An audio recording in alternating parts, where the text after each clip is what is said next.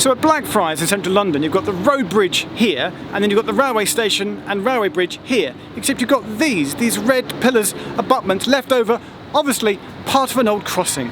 When did they come about? It's all to do with the history of this section of the railway that's today known as the Thameslink Core. It started in 1864 when the London Chatham and Dover Railway Company wanted to extend their railway into the City of London and did so by building Blackfriars Bridge Railway Station on the south side of the Thames. The first Blackfriars Railway Bridge across the river was then constructed, and after the existence of a short-lived temporary station immediately on the north side of the Thames, the railway then went to Ludgate Hill Railway Station. If you go looking for that abandoned station today, nothing remains. So there's a side road, Apothecary Street, off of New Bridge Street. Come up these steps and you get an excellent look down onto the Thameslink tracks today, and also this area here, this is where Ludgate Hill Station used to be.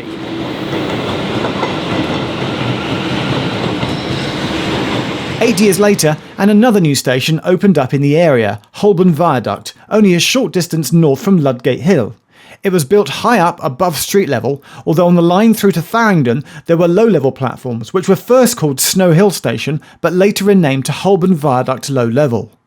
In 1886, a second bridge was then built as part of the continuing expansion of the railway, and at the same time another new station was built, St Paul's, on the north side of the Thames. This was later renamed to Blackfriars as we know it today. And at the same time that opened, Blackfriars Bridge Station to the south closed. Here's all that remains of Blackfriars Bridge Station. It's at Invicta Plaza, right by the junction of Southwark Street and Blackfriars Road. And there's also this cobbled road that leads up to where the goods yard used to be. After the Snow Hill Station renaming, the tunnels through to Farringdon were no longer used and closed up, and Holborn Viaduct became a terminus station. And eventually, in 1929, Ludgate Hill closed, with passengers using Holborn Viaduct instead. St Paul's Station was renamed to Blackfriars in 1937, and at the same time the nearby Central Line Underground Station, which had been called Post Office up until then, got the name of St Paul's instead. And that's how the situation stayed for many years, until the 1980s when the Thameslink project came about, the Snow Hill tunnels were reopened, and it became clear that the old bridge was not strong enough to support modern trains. So in 1985, the first bridge was demolished. Work started on reopening the Snow Hill tunnels, which was complete in 1988, and Thameslink was formed with trains running across London.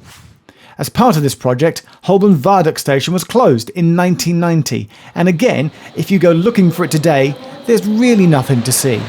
And today the whole area where Holborn Viaduct used to be has been redeveloped into this. This is Fleet Place. You'd never know that there was an old station here.